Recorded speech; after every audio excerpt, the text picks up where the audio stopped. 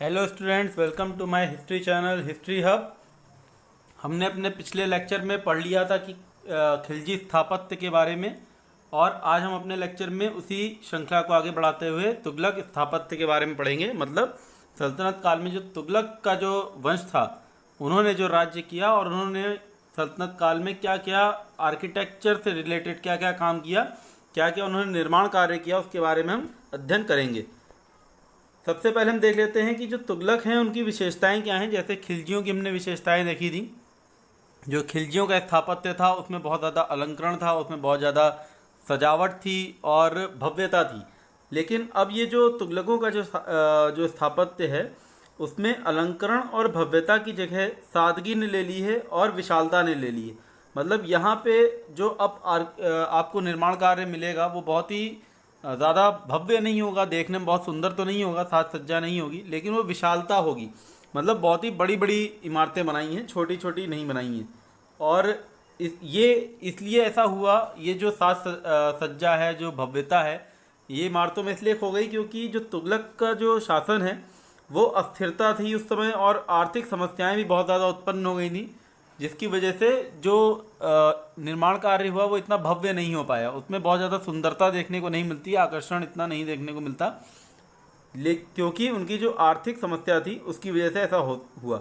अब यहाँ से कहीं ना कहीं प्रश्न बन जाता है ऑब्जेक्टिव में भी कि क्यों उनकी जो इमारतें थीं उसमें खिलजियों की तरह इतनी भव्यता नहीं थी। तो इसका एक कारण उनकी आर्थिक समस्या भी हो सकती है। दूसरा कारण जॉन मार्शल साहब बताते हैं कि जब मोहम्मद बिन तुगलक ने जो राजधानी स्थानांतरित की थी उस समय हो सकता है बहुत सारे ऐसे कुशल कारीगर थे जो दिल्ली छोड़ के नई राजधानी में चले गए, और जिसकी वजह से ये जो इमारतों में जो निर्माण कार्य है वो बहुत ज़्यादा इसको क्षति पहुंची होगी। और निर्माण के लिए अच्छी सामग्री की जगह अब मलबे का अधिक प्रयोग होने लगा। हालांकि भवन निर्माण की जो संख्या थी सबसे अधिक तुगलकों के समय में है। तो भवन निर्माण सबसे ज़्यादा जो है वो तुगलकों के समय में हुए हैं, और इमारतों में जो मीनार निर्माण है वो इनके समय में नहीं हुआ, लेकिन तहखाने बनाए गए।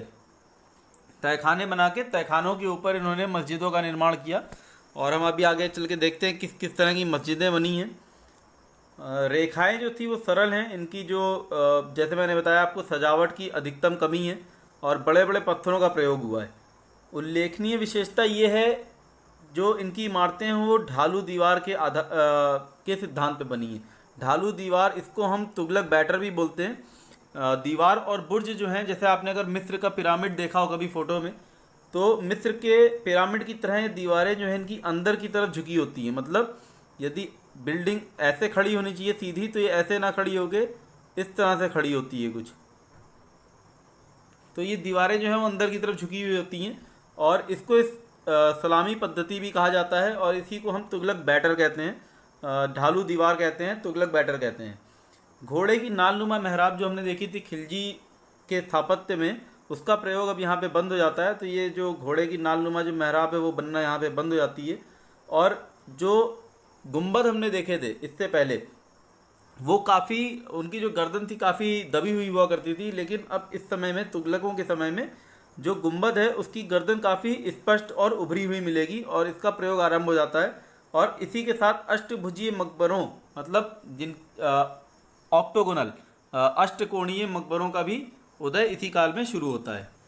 अब हम देख लेते हैं कि इनकी क्या क्या इनका स्थापत्य है। सबसे पहले तुगलकाबाद। तुगलकाबाद जो है वो एक शहर बसाया था गयासुद्दीन तुगलक ने, जिसके बारे में मैंने आपको पढ़ाया भी था जब हमने गयासुद्दीन तुगलक के बारे में पढ़ा था। दिल्ली के 7 नगरों में से ये तीसरा नगर था। इससे पहले हमने दूसरा नगर पढ़ा था सिरी, जो कि अलाउद्दीन खिलजी ने बसाया, और उससे पहले किला राय पिथौड़ा का जो शहर था दिल्ली में वो बसाया गया था। तो ये मध्यकालीन भारत में 7 बार दिल्ली बसी है, उसमें से तीसरा नगर तुगलकाबाद बसाया था गयासुद्दीन तुगलक ने, और जिसको श्राप भी दिया था। जिस तरह से मैंने आपको पूरा इसकी पूरी स्टोरी सुनाई थी, तो किस तरह से निज़ामुद्दीन औलिया का इसको श्राप था और सारी कहानी थी। तो यदि आपने वो लेक्चर ना देखा हो तो आप गयासुद्दीन तुगलक का वो लेक्चर देख सकते हैं, तो आपको पूरी कहानी समझ में आ जाएगी। और ये जो मैंने एक फ़ोटो दिखा रखी है, किले की फ़ोटो है। ये इसी नगर में एक किला था छप्पन कोट नाम का। तो यहाँ से ऑब्जेक्टिव प्रश्न बन जाता है, छप्पन कोट किसने बनवाया या वो कहाँ पे स्थित है। तो ये तुगलकाबाद नगर के अंदर एक किला है, जिसकी सुरक्षा के लिए इस पूरे नगर की सुरक्षा के लिए इस किले को बनाया गया था। और ये जो 56 कोट का जो किला है ये रोमन शैली पे बनाया गया है। इसके दक्षिण पश्चिम में गियासुद्दीन का महल है। और इस गियासुद्दीन के महल के बारे में इब्न बतूता जब आता है तो इब्न बतूता इसको इस तरह से वर्णित करता है कि उस महल की जो ईंटें हैं वो इतनी सुनहरी हैं कि जब उन पे सूर्य की किरणें पड़ती हैं, जब सूर्योदय होता है तो उसमें इतनी चमक पड़ती है कि किसी की आंख उस पर टिक नहीं पाती। मतलब वो ईंटें इतनी ज़्यादा चमकीली हैं, मतलब उसके ऊपर जब सूर्य की किरणें पड़ती हैं तो उसको देखना इतना संभव हो जाता है किसी भी आदमी के लिए। और जॉन मार्शल वहीं पे कहते हैं कि इसका निर्माण निम्न कोटि का है, जिसकी मजबूती एक धोखा है, संभवतः मंगोलों के भय से जल्दी में ये बनाया गया होगा। तो इस तरह से जॉन मार्शल कहते हैं कि अब ये क्योंकि इसको प्रेजेंट के दशक में देख रहे थे, 20वीं सदी में इन्होंने देखा जॉन मार्शल ने, और इब्न बतूता आया था 14वीं सदी में, तो 600 साल का अंतर भी है। तो इस तरह से दोनों की दृष्टि में थोड़ा सा अंतर हो सकता है, लेकिन इब्न बतूता हमें ध्यान रखना है कि यहाँ पे मजबूती की बात नहीं कर रहा है, सुंदरता की बात कर रहा है। तो सुंदरता समय के साथ हो सकता है कम हो गई हो, और यहाँ पे जॉन मार्शल बात कर रहे हैं इसकी मजबूती की। तो ये मजबूती के मामले में बोलते हैं जॉन मार्शल की एक धोखा हो सकता है, और हो सकता है जल्दबाजी में इसको बनाया गया हो, इसलिए ये इतना मजबूत नहीं दिखता उनको। अब हम आते हैं इसकी जो दूसरी सबसे अहम जो इमारत है तुगलक वंश की, वो है गियासुद्दीन तुगलक का मकबरा। और यहाँ से जो निर्माण शैली जो मैंने ढालू दीवार आपको बताई थी, देखिए अगर आप देख रहे होंगे इस चित्र को, तो इस दीवार को आप देख पा रहे होंगे, दीवारें जो इसकी हैं वो एकदम झुकी हुई हैं अंदर की तरफ। तो ये जो दीवार है ये अंदर की तरफ झुकी हुई है, और इसी को तुगलक शैली का निर्माण कहते हैं। और ये इसी मकबरे से प्रारंभ हुआ है, गियासुद्दीन तुगलक के मकबरे से। और ये गियासुद्दीन तुगलक ने ही अपना मकबरा खुद ही बनवाया है, तुगलकाबाद शहर के अंदर ही बना था ये मकबरा। और इसके निर्माण में लाल पत्थर से इसका निर्माण हुआ है, लेकिन ये जो गुम्बद है इसकी, जो आप देख पा रहे होंगे गुम्बद, ये पूरी की पूरी गुम्बद सफ़ेद संगमरमर से बनी है। और इसके ऊपर कलश रखा है और अमलक है। ये हिंदू मंदिर का प्रतीक है, ये अमलक है। जब मैं आपको मंदिरों के बारे में पढ़ाऊँगा तो बताऊँगा अमलक किसको बोलते हैं। मगर आप ये जान लीजिए कि एक चपटी सी एक आकृति है गुम्बद के ऊपर, अमलक, उसके ऊपर ये कलश रखा जाता है। तो ये कलश और अमलक इसमें देखने को मिल रहा है। तो इससे हमको ये समझ में आता है कि हिंदू शैली किस तरह से अब गहरी अपनी जड़ें बना रही है इस्लामी स्थापत्य में। और यहाँ से हमको ये हिंदू और मुस्लिम शैली को किस तरह से हम देख रहे हैं, किस तरह से समन्वय हो गया दोनों का गियासुद्दीन तुगलक के मकबरे में। और ये गियासुद्दीन के मकबरे को शेरशाह सूरी के मकबरे का पूर्वगामी कहा जाता है। इसका पंचभुजी होना इसकी एक विशेषता है। ये जो मकबरा है ये पंचभुजी है, और ये इसकी एक विशेषता है। और मार्शल के शब्दों में इस मकबरे की जो दृढ़ता है और जो सादगी है, उसके आधार पे हम कह सकते हैं कि ये उस महान योद्धा के लिए इससे उपयुक्त स्थान और कोई नहीं हो सकता। जैसे जब मैंने आपको पढ़ाया था गियासुद्दीन तुगलक के बारे में, तो मैंने बताया था कि किस तरह से वो शासन नहीं करना चाहता, वो योद्धा बन के रक्षा करना चाहता है। और वो कहता है कि मेरा तलवार और मुकुट ही मेरा शासन है, तलवार और ढाल ही मेरा मुकुट है और सिंहासन है। तो वो एक योद्धा था। तो इसके बारे में मार्शल साहब कहते हैं कि ये जो महान योद्धा था उसके लिए इससे उपयुक्त स्थान और कोई नहीं हो सकता। जो उसका मकबरा है उसके बारे में मार्शल साहब की ऐसी राय है। इसके बाद गियासुद्दीन तुगलक ने केवल यही 2 निर्माण कार्य किए हैं अपने पूरे शासन में। अब ये जो मोहम्मद बिन तुगलक है उसके निर्माणों के बारे में हम पढ़ लेते हैं। आदिलाबाद का किला मोहम्मद बिन तुगलक ने बनाया था, और ये इसने तुगलकाबाद के उत्तर पूर्व में बनाया है। एक किले का निर्माण किया था जिसका नाम है आदिलाबाद। इसके बाद इसने जहाँपना नाम की दिल्ली बसाई, मतलब दिल्ली में जो चौथा शहर है वो बसाया। और ये मोहम्मद बिन तुगलक ने सिरी और राय पिथौड़ा, यानी कि जो दूसरी दिल्ली थी सिरी जो अलाउद्दीन खिलजी ने बसाई, और जो पहली दिल्ली थी राय पिथौड़ा, किला राय पिथौड़ा, इसको जोड़ते हुए जहाँपना नाम की चौथी दिल्ली बसाई थी मोहम्मद बिन तुगलक ने। और इस जो चौथी दिल्ली, जो इसने चौथा नगर बसाया है दिल्ली का, उसके चारों तरफ इसने 12 गज मोटी दीवार से इसको घेरा, और इससे इसने इस नगर की सुरक्षा की मोहम्मद बिन तुगलक ने। इसके अलावा मोहम्मद बिन तुगलक ने शेख निजामुद्दीन औलिया का मकबरा भी बनवाया। और जैसे हमने देखा था कि गियासुद्दीन तुगलक का जो शेख निजामुद्दीन औलिया है उनसे किस तरह से वाद विवाद चलता रहा है जीवन पर्यंत, लेकिन जो मोहम्मद बिन तुगलक है वो उनका आदर करता था, और उसने शेख निज़ामुद्दीन औलिया का मकबरा बनवाया। और इसका निर्माण जो है कराते समय इसने संगमरमर का बहुत ही सुंदर प्रयोग किया है।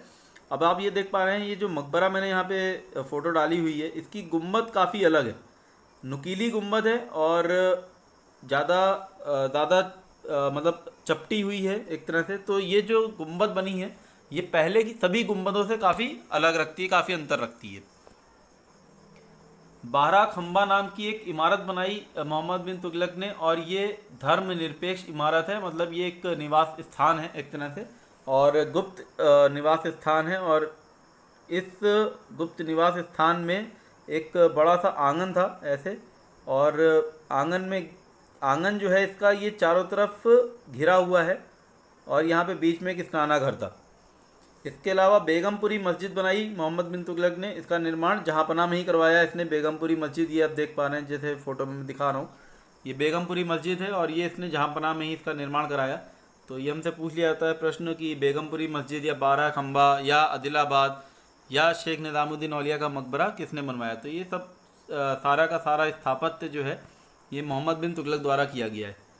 अब निर्माण के अगर हम क्षेत्र में बात करें सल्तनत काल में, तो सबसे अहम योगदान फिरोज शाह तुगलक का है। और फिरोज शाह तुगलक के बारे में ऐसा कहा जाता है कि उसने बहुत सारे भवनों और बहुत सारे शहरों का निर्माण किया। जैसे उसने जौनपुर बसाया था, हमने जब फिरोज शाह तुगलक के बारे में पढ़ा था तो उसने बहुत सारे शहर के बारे में मैंने आपको बताया कि फिरोज़ाबाद बसाया, फरीदाबाद बसाया, जौनपुर बसाया, बहुत सारे उसने शहरों का निर्माण किया है, नगर बसाए हैं। तो फिरोज शाह निर्माण के बारे में हम पढ़ लेते हैं थोड़ा। शमसे सिराज अफीफ जो 14वीं सदी में जो इतिहासकार थे जिन्होंने पुस्तक लिखी है सीरत फिरोज शाही, उसने शमसे सिराज अफीफ ने बोला है कि जो फिरोज शाह तुगलक थे उन्होंने बहुत सारी इमारतों का निर्माण किया, और उसने एक लंबी सी सूची भी दी है। तो ये एक समकालीन इतिहास स्रोत हमको पता चलता है कि फिरोज शाह तुगलक ने किन किन इमारतों का या किन भवनों का निर्माण किया है, और उसकी लंबी सी सूची मिलती है। और इसी आधार पे वुल्जले हेग जो एक आधुनिक इतिहासकार हैं, ये फिरोज शाह की तुलना करते हैं रोमन सम्राट अगस्तस से। अगस्तस से तुलना इसलिए करते हैं क्योंकि अगस्तस भी एक महान निर्माणकारी था, मतलब उसने बहुत ज़्यादा निर्माण किए, निर्माण कार्य में काफ़ी उसका योगदान रहा है रोम में। तो इसलिए सल्तनत में फिरोज शाह तुगलक और रोम में अगस्तस, इन दोनों की ये तुलना करते हैं वुल्जले हेग। तो यहाँ से प्रश्न बन जाता है किसने तुलना करी, फिरोज शाह तुगलक की रोमन अगस्तस से या फिर वुल्जले हेग ने फिरोज शाह की किससे तुलना की है। तो इनको वुल्जले हेग ने फिरोज शाह तुगलक को सल्तनत का अगस्तस कहा है। इस तरह फिरोज कालीन सभी इमारतों की एक विशेषता है, जितनी भी इसके समय में जो इमारतें बनी हैं। हालांकि इसने बहुत सारी इमारतें खुद ना बना के इसके वज़ीर जो थे उन्होंने बहुत सारी इमारतों का निर्माण किया है। जैसा हमने आपको जब बताया था फिरोज शाह तुगलक के समय में कि इस समय इसके जो वज़ीर हैं काफ़ी मजबूत थे और स्थिति में थे, और काफ़ी योग्य वज़ीर इसने पाए थे। खाने जहाँ तेलंगानी और उसके बाद पुत्र हुआ खाने जहाँ जौना शाह, उन्होंने काफ़ी निर्माण कार्य किए हैं, उसके बारे में भी हम पढ़ेंगे। लेकिन सभी निर्माणों में एक विशेषता ये है कि इनमें कमल के फूल का अलंकरण के रूप में उत्कीर्ण किया गया है इनको। तो यहाँ से अब देखिए हिंदू शैली किस तरह से पूरी तरह से अपनी जड़ें बसा चुकी है। और मेहराब जो थी, मेहराब के साथ साथ बीम और शहतीर के सिद्धांतों का भी मिश्रण है।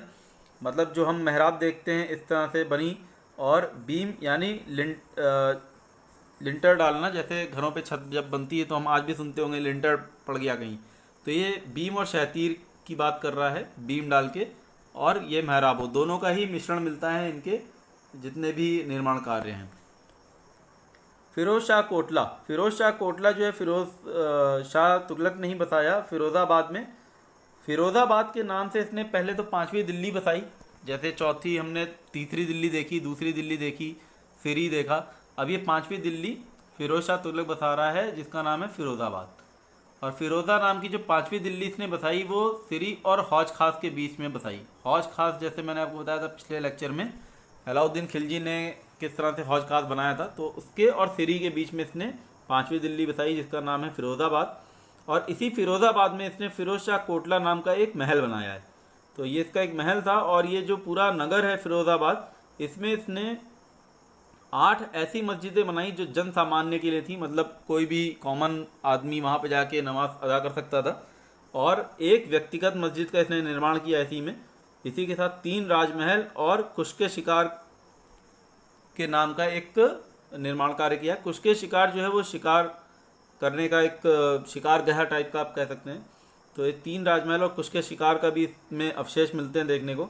और इसमें जामा मस्जिद के सामने, अब जैसे मैंने आपको उस समय पढ़ाया था कि किस तरह से अशोक की लाटें फिरोज शाह तुगलक जो है एक टोपरा से और एक मेरठ से लेके आता है। तो यहाँ पे इसी फिरोज़ाबाद में जो नगर है इसके अंदर फिरोज शाह कोटला के पास एक जामा मस्जिद बनवाई है इसने। और जामा मस्जिद के सामने अशोक का टोपरा से लाया हुआ स्तंभ रखा गया है और मेरठ वाला जो है वो कुश्के शिकार के सामने है। तो ये हमको याद रखना है, यहाँ से ऑब्जेक्टिव प्रश्न बन जाता है कि टोपरा का जो स्तंभ था वो किस स्थान पे फिरोज शाह तुगलक ने उसको किस स्थान पे रखवाया। तो ये जो टोपरा वाला स्तंभ है वो उसने जामा मस्जिद के सामने खड़ा कराया है और मेरठ वाला कुश्के शिकार के सामने खड़ा कराया है। हौज़े खास में इसने एक मदरसा बनवाया फिरोज शाह तुगलक ने। हौज़े खास जो हमने देखा था कि पिछले लेक्चर में अलाउद्दीन खिलजी ने बनाया था, तो यहाँ पे उसने एक मदरसे का निर्माण किया है फिरोज शाह तुगलक। और फिरोज शाह का जो मकबरा है इसने वो उस मकबरे को इस तरह से बनवाया कि इसका जो गुम्बद था वो अष्टकोणीय ड्रम पे आधारित है और मकबरे की दीवारों को फूल पत्ती से सजाया गया है और इसमें लाल पत्थर और संगमरमर दोनों का ही प्रयोग हुआ है।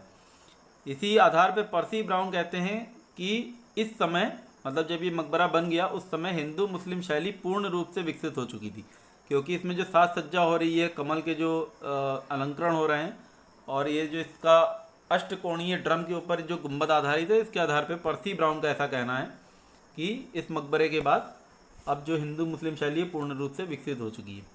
अब हम आते हैं फिरोज शाह तुगलक के जो वजीर थे, उन्होंने जो निर्माण कार्य किए जो कि सबसे ज़्यादा महत्वपूर्ण है पूरे सल्तनत के, अगर मैं इतिहास में अगर मैं अपनी व्यक्तिगत राय दूं तो सबसे ज़्यादा महत्वपूर्ण मुझे तो लगता है कि इसके जो वजीरों का जो योगदान है। क्योंकि यहाँ से अब जो शैली है, अब जिस तरह से मैं आपको बताऊंगा वो आप थोड़ा सा ध्यान दीजिएगा, जो शैली है जो निर्माण कार्य की वो एकदम से एक अलग ही दिशा लेगी।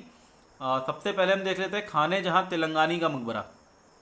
तो फिरोज शाह के जो वजीर था खाने जहाँ तेलंगानी, जिसका नाम मैंने आपको बताया था अपने लेक्चर में असली नाम, और इसकी पूरी मैंने कहानी सुनाई थी कि किस तरह से ये फिरोज शाह तुगलक के साथ आगे जुड़ता है। तो इसका जो मकबरा है वो खाने जहाँ तेलंगानी के बेटे द्वारा बनाया गया है, जिसका नाम है खाने जहाँ जौना शाह। इसने 1368 में निज़ामुद्दीन में ये मकबरा बनवाया। निज़ामुद्दीन दिल्ली का ही एक जगह है। तो ये भारत में अष्टकोणीय आकृति से निर्मित प्रथम मकबरा है। अब जैसे आप देख पा रहे होंगे यहाँ पे हमको ये 3 साइड सामने दिख रही हैं, 1, 2 और 3। इसी तरह से 3 साइड पीछे होंगी और एक साइड इसके दाहिनी तरफ और एक बाईं।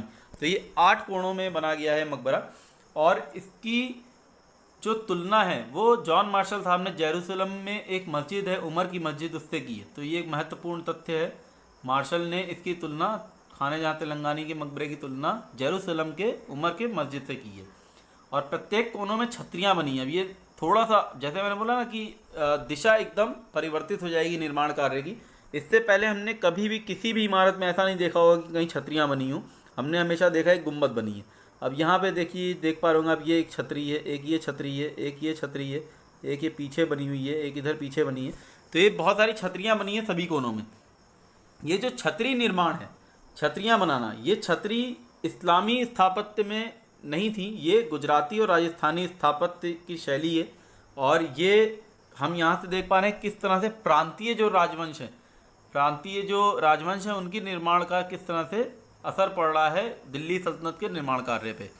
तो दिल्ली सल्तनत का जो निर्माण कार्य है यहाँ से एकदम अलग दिशा ले रहा है। अब काली मस्जिद जौना शाह ने बनाई 1370 में और अपने पिता के मकबरे के पास ही इसका निर्माण कराया है। यानी कि ये जो मकबरा इसने बनाया था निज़ामुद्दीन में, तो ये काली मस्जिद भी कहाँ है, ये भी है निज़ामुद्दीन में। तो ये हमें याद रखना है कि कौन सी मस्जिद कहाँ बनी। और कभी कभी कालक्रम भी पूछ लेते हैं कि इस मस्जिद को कब बनाया गया, तो कालक्रम में व्यवस्थित करें। तो सबसे पहले बेगमपुरी मस्जिद बनी थी, अब काली मस्जिद बनी है जो फिरोज शाह तुगलक के समय में बनी है निज़ामुद्दीन में। और इसके विशाल आंगन को, इसमें एक विशेषता ये है कि जिसका पूरा सा आंगन बड़ा था। अभी तक की जितनी भी मस्जिदें बनी थी सब में आंगन को खुला छोड़ा जाता था। अब इसमें जो ये जो मस्जिद बनी है उसके पूरे आंगन को कुछ इस तरह से उसको विभक्त कर दिया गया है 4 भागों में, ऐसे ऐसे एक क्रॉस बना दिया गया है और ये चारों भागों को एक मुख्य द्वार से जोड़ा हुआ है। तो ये जो क्रॉस बनाने वाला काम है इसको हम बोलते हैं चतुष्कोणीय मस्जिद। और ये इस समय में ही शुरू हुआ है। इससे पहले की मस्जिदें सारी ओपन थी, उनके आंगन सारे खुले हुए थे। इसके बाद खिड़की मस्जिद का निर्माण हुआ 1375 में। काली मस्जिद के बाद खिड़की मस्जिद 1375 जहाँपनाह में इसका निर्माण हुआ है और इसको भी जौना शाह ने बनवाया है। इसका आकार वर्गाकार है, मतलब चौकोर है। तो ये जो मस्जिद है ये जहाँपनाह में है खिड़की मस्जिद, और काली मस्जिद निज़ामुद्दीन में है। इतना हमें फ़र्क थोड़ा सा दिमाग में रखना है। ये खिड़की मस्जिद है और इसका निर्माण, ये जो फोटो में दिख रही है खिड़की मस्जिद, आपको दिख रहा हो किस तरह चबूतरे के ऊपर चढ़ के एकदम बनी हुई है। तो इसका निर्माण जो है वो तहखाने के ऊपर हुआ है और इसी कारण ये एक दुर्ग की तरह लगती है। मतलब ऐसा देखने में लगता है कोई एक किला है, कोई फोर्ट है, और इसकी तुलना हम सुल्तानगढ़ी से कर सकते हैं। तो यहाँ से भी प्रश्न बन जाता है, खिड़की मस्जिद का निर्माण के ऊपर भी प्रश्न आ सकता है कि ये दुर्ग की तरह कौन सी मस्जिद ऐसी है जो फिरोज शाह तुगलक के समय में बनाई गई जो कि दुर्ग की तरह लगती है, या हम इसकी तुलना किससे कर सकते हैं। इसके अलावा आखिरी जो मस्जिद कल्लन मस्जिद या कला मस्जिद भी बोलते हैं इसको, कला मस्जिद, ये भी 1375 में जौना शाह ने बनाई थी और इसकी छत पर चारों कोनों में बुर्ज है। ये मस्जिद भी तहखाने के ऊपर ही बनी है। अब हम सबसे जो आखिरी इसका जो स्थापत्य है तुगलक वंश का, हमने देख लिया कि गियासुद्दीन तुगलक, मोहम्मद बिन तुगलक और फिरोज शाह तुगलक ने बहुत सारे निर्माण कार्य किए।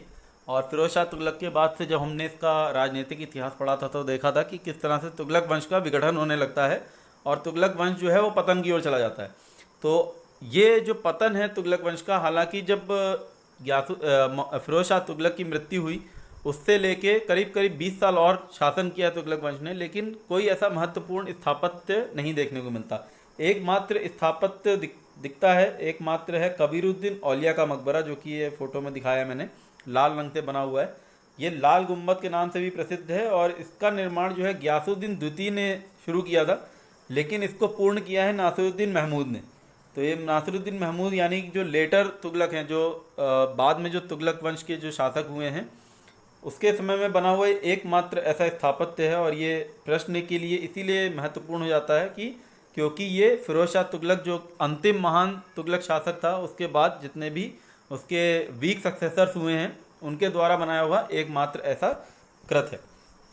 तो ये हमारा आज का पूरा लेक्चर था ये तुगलक वंश के ऊपर। हम अपने अगले सत्र में सैयद और लोधी वंश के बारे में पढ़ेंगे और इसके साथ ही मैं आपको कुछ ऐसे पुस्तक, कुछ ऐसे नाम बताऊंगा इतिहासकारों के जो आपके लिए परीक्षा की दृष्टि से भी महत्वपूर्ण है। और अगर आपको थोड़ा सा इसमें इंटरेस्ट आ रहा हो, आपको थोड़ा सा रोचक लग रहा हो, तो आप उसको पढ़ के थोड़ा सा गहन अध्ययन भी कर सकते हैं और उसके बारे में अधिक जानकारी जान सकते हैं। क्योंकि आधे घंटे में केवल तुगलक वंश पढ़ाना और खिलजी वंश के स्थापत्य को पढ़ाना संभव तो है, लेकिन उतनी ज़्यादा गहराई से नहीं समझाया जा सकता जितनी गहराई में बुक से लिखा हुआ है। तो कैथरीन बी अशर हैं, उन्होंने एक कुतुब कॉम्प्लेक्स नाम की पुस्तक लिखी है। इस तरह से मैं बहुत सारी पुस्तकों के बारे में बताऊंगा, क्योंकि एग्ज़ाम में कभी कभी इसके ऊपर पुस्तक भी पूछ लेते हैं कि किस इतिहासकार ने कौन सी पुस्तक लिखी है स्थापत्य के ऊपर। तो तब तक के लिए धन्यवाद। मेरा चैनल लाइक करें, सब्सक्राइब कर दें इसको, जिससे आपको आने वाले लेक्चर के नोटिफिकेशन मिलते रहें। धन्यवाद।